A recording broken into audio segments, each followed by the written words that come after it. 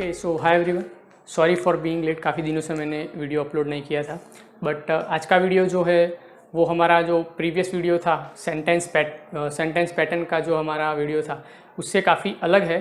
Sentence pattern के video next आएंगे, लेकिन ये टॉपिक इम्पोर्टेंट था और एंड में लेना था, तो मैंने सोचा कि उसको बीच में ही ले लेते, और वो है प्लूरल्स।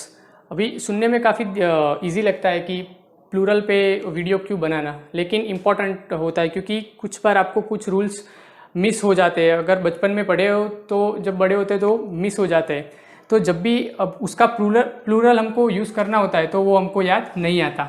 और कॉम्पिटिटिव एग्जाम में तो काफ़ी सारे इसमें क्वेश्चन बनते हैं जो डिफ़िकल्ट या तो इरेगुलर प्लूरल जिससे हम कहते हैं। तो प्लूरल का मीनिंग होता है बहुवचन। हिंदी गुजराती में सेम ही हमको कहते हैं उसको बहुवचन।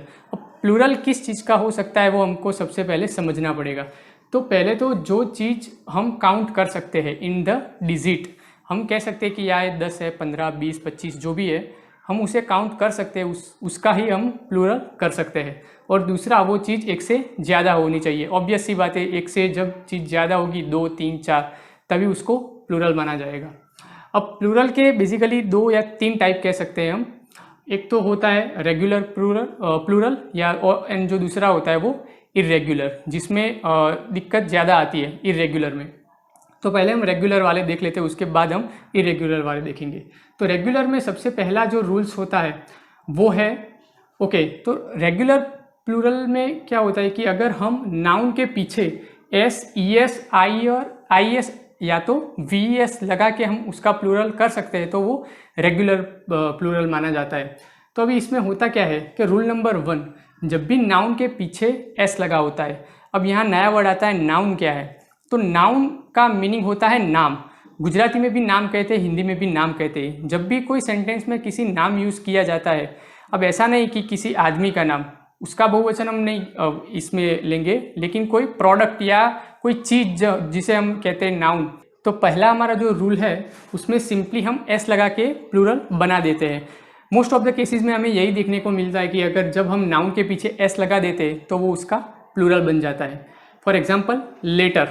अब लेटर के पीछे हम जब एस लगा देते तो लेटर्स, तो वो उसका बहुवचन या प्लूरल हो जाता है।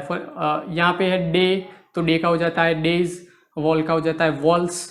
ओके, तो ये तो सिंपल था कि पीछे एस लगा देने से उसका प्लूरल हो जाता है। लेकिन जो दूसरी चीज़ है तो उसमें हमको ध्यान रखना है। ये क्या है कि अगर नाउन का last word O, X, C H, S H, S या डबल एस है, फिर से सुनिए, नाउन के ये सब लास्ट वर्ड है, ये लगाने के नहीं है, लगाने का हमको ई एस है, लेकिन ये नाउन के लास्ट वर्ड होने चाहिए। ओके, मैंने लिखा है last word of noun.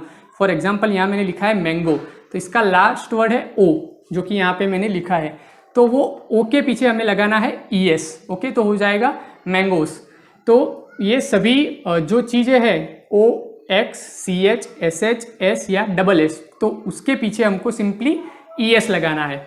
Okay, पहले में क्या था, एस लगाने का है, दूसरे में ई एस लगाने का है। For example box, last word x है तो बॉक्सिस, तो हो गया ई एस। ओके, ये बाकी के आप देख लेना और अपना जो कहते हैं ना एक्सप्लोर करना कि ऐसे कौन सी चीज़ें हैं जिसके पीछे ये सारे वर्ड्स आते हैं, और फिर देखना है कि क्या उसमें हम ई एस लगाते हैं या नहीं लगाते, तो आपको ये इजीली याद रह जाएगा। तीसरा है कॉन्सोनेंट प्लस वाई। अब कॉन्सोनेंट प्लस वाई का ये मीनिंग है, तो पहले मैं आपको समझाता हूँ कि कॉन्सोनेंट क्या होता है। तो जिसे हम कहते हैं व्यंजन, पहले भी मैंने समझाया था। और वोवेल्स का ये मीनिंग है स्वर। अब इंग्लिश में स्वर कौन से? ए, ई, आई, ओ, यू। उसके अलावा जो भी जितने भी सारे हैं वो कॉन्सोनेंट है, ये व्यंजन है। अब यहाँ ध्यान ये रखना है कि वाई और इक्वल टू आई एस, तो क्या करने का है, वाई को हटाने का है और उसके बदले में आई एस लगाने का है। अब कॉन्सोनेंट वाई के आगे हमको देखना है। फॉर एग्जाम्पल सिटी, तो लास्ट वर्ड वाई आया, लेकिन हमको वाई के आगे का वर्ड देखना है जो कि है टी, और टी है एक व्यंजन। ओके, तो हमको निकालने का है वाई, और वाई के बदले में आ जाएगा I S. For example baby, last word Y, Y के आगे बी, तो वाई निकल जाएगा और आ जाएगा बेबीज। लेकिन यहाँ देखिए स्वर की बात है, वाई के आगे स्वर। For example toy, okay, last word Y लेकिन आगे ओ, ए, ई, आई, ओ, यू, तो ये आया, कंडीशन फॉलो हो रही है, तो उसके पीछे सिंपली एस लग जाएगा। Rule number 1। ओके, और जो लास्ट रूल है, लास्ट रूल किसके लिए? रेगुलर प्लूरल के लिए। तो एफ या तो एफ ही लगता है, किसी भी नाउन के पीछे, तो उसको हटा के VES करना है। अब F और FE को हटा के VES करना है। फॉर एग्जाम्पल लीफ हो जाएगा लीव्स, F हटाया है और VES लगाया है। नाइफ हो जाएगा नाइव्स, F यहाँ देखो F और E दोनों ही है, तो दोनों हटा के VES लगाने का है। तो ये तो सारे जो थे वो रेगुलर प्लूरल के थे, लेकिन अब हमको समझना है कि इरेगुलर प्लूरल क्या होता है और उसको कैसे हम याद रख सकते हैं। इसमें जो कवर होता है वो है बहुवचन, लेकिन जो इरेगुलर होते हैं, irregular Plurals.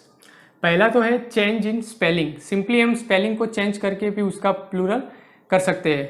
For example man, तो ये सिंगुलर है, अगर ऐसे मैन लिखा हुआ है तो ये सिंगुलर है, एक है, कोई एक इंसान है। लेकिन जब मैन MEN हो जाता है तो वो बहुवचन शो करता है।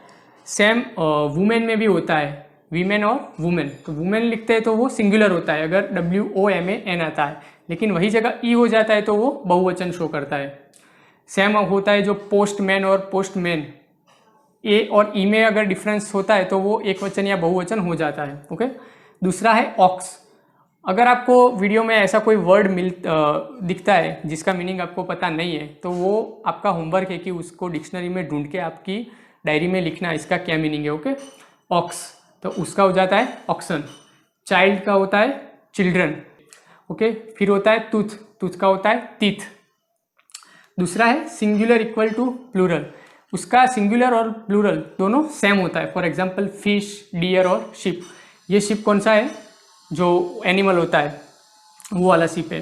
फिश, डियर और शिप, उसका सिंगुलर और प्लूरल सेम होता है। अब तीसरा जो पार्ट था वो है एक्सेप्शंस, अपवाद। अपवाद हर जगह होते हैं सेम एज, इसमें भी अपवाद होते हैं। तो पहला तो है कि ऑलवेज सिंगुलर नो प्लूरल, इसका कोई बहुवचन अवेलेबल ही नहीं है, वो ऑलवेज सिंगुलर फॉर्म में ही होता है। फॉर एग्जाम्पल मेटल, जितने भी मेटल होते हैं तो वो सारे सिंगुलर फॉर्म में होते हैं। दूसरा है पर्सनल नाउन। पर्सनल नाउन मतलब पर्सनल नेम, मेरा नाम है जितेन या तो जिम्मी, तो उसका बहुवचन नहीं होगा। दूसरी चीज़ है always plural no singular. Okay. तो ये ऑलवेज प्लूरल में ही होते, बहुवचन में ही होते हैं, क्योंकि उसका फॉर्मेशन ही ऐसा है। फॉर एग्जाम्पल पीपल, तो पीपल ऑलरेडी एक बहुवचन है। जब लोगों का समूह इकट्ठा होता है उसको ही तो हम पीपल कहते हैं, काफ़ी सारे लोग, तो ऑलरेडी उसमें जो कहते हैं हम प्लूरल में उसका काउंट होता है। तो अब हमको यहाँ से ये सीखना है कि ये वाले जो वर्ड होते हैं, अब आपका होमवर्क है कि और कितने सारे वर्ड होते हैं। यहाँ तो मैंने सिर्फ ये आपको समझाने के लिए लिखा है कि इतने इतने टाइप के प्लूरल आते हैं या इसमें ऐसा चेंज हमको करना है, लेकिन और इतने कौन से जो नाउन है उसमें हमको चेंज करके ये वाला हम जो कहते हैं कि प्रैक्टिस कर सकते हैं। तो ये तो सिर्फ एग्जाम्पल था कि मैंने जो अच्छे अच्छे नाउन मुझे लगे उसमें पिक करके मैंने यहाँ पे लिखे। इसका ये मीनिंग नहीं है कि सिर्फ इतने ही है या तो इतने इरेगुलर नाउन है और आप इसे रट लो और आपको कोई और पता ही ना हो। तो ये आपका होमवर्क है कि आपको गूगल करना पड़ेगा कि और कितने जो इरेगुलर नाउन है या तो और कैसे कैसे नाउन होते हैं जो ऑलवेज सिंगुलर में होते हैं या तो ऑलवेज प्लूरल में होते हैं। अब यहाँ पे अपना जो ये आज का लेक्चर खत्म हो रहा है, तो एंड में जो एक्सरसाइज है वो ज़रूर कंप्लीट कीजिएगा। ओके।